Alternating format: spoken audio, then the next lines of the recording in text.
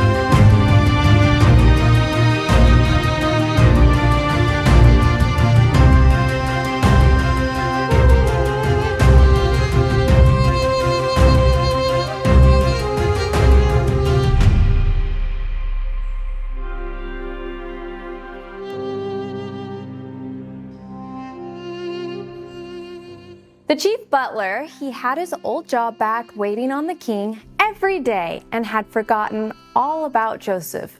2 whole years went by. Joseph was now 30 years old and he had been in Egypt for 13 years. One night, Pharaoh had 2 dreams. He was troubled and wondered what in the world these dreams could mean. He called for all the wise men and magicians of Egypt, but none of them had any idea what the dreams meant. Then the king's butler finally spoke up. "Today I remember my faults. 2 years ago when I was in prison, I had a dream. A young Hebrew man there told me what my dreams meant, and everything happened exactly as he said." At once, Pharaoh sent for Joseph, who was quickly led from the prison. After a quick bath and a change of clothes, he came before Pharaoh. There was the king of the greatest nation on earth seated on his throne with elegantly dressed officers and servants standing before him. A sight to see for Joseph, who had been in a dark, musty prison for years. Pharaoh told Joseph, "I have 2 dreams that worry me greatly. None of the wise men in Egypt can tell me their meaning. I have heard that you can tell the true meaning of dreams." Joseph said, "This understanding is not my own, but God's. Tell me what your dreams were, and he will give the meaning of them." Whatever happens to Joseph, we know that God is sure to honor him because he humbly gives God the glory for everything. Pharaoh tells Joseph, "In my first dream, I was standing by the Nile River and saw 7 cows come up out of the river, fat and healthy, and they fed in a meadow. Later, I saw 7 very thin, lean cows come up out of the river and eat up the 7 healthy cows. And afterwards, they were just as skinny as before.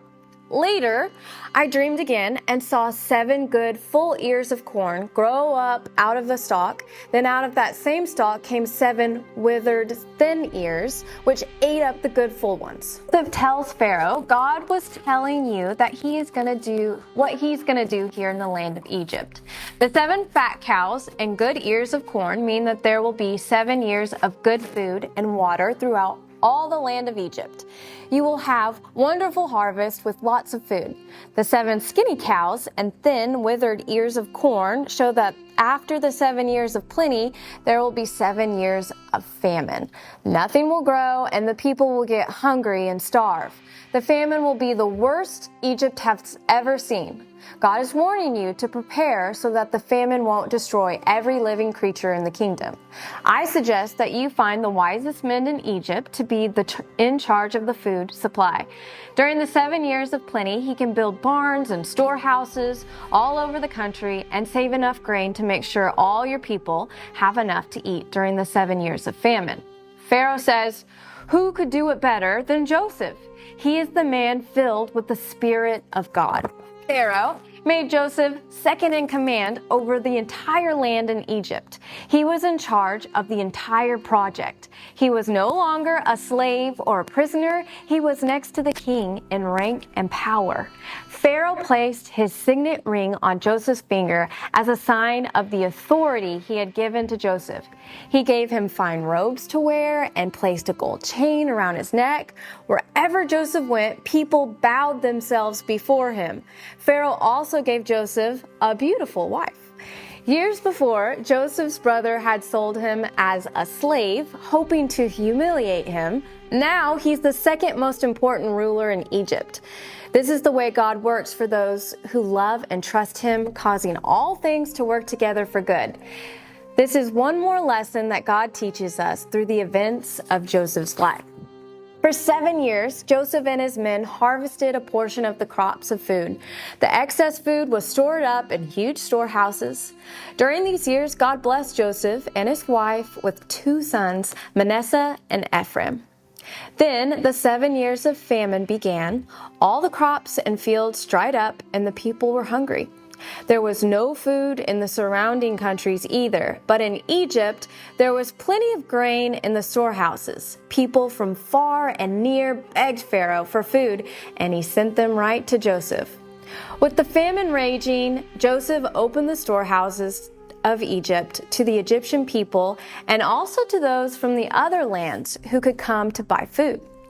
Joseph honored God, and God honored Joseph. Wherever Joseph might be, in the pit, in Potiphar's house, in the prison, or in Pharaoh's palace as the second most important ruler in Egypt, God was with Joseph because Joseph trusted and obeyed God. You might think this is Joseph's happy ending, but there's still more to this story. Let's find out tomorrow what will happen to Joseph next.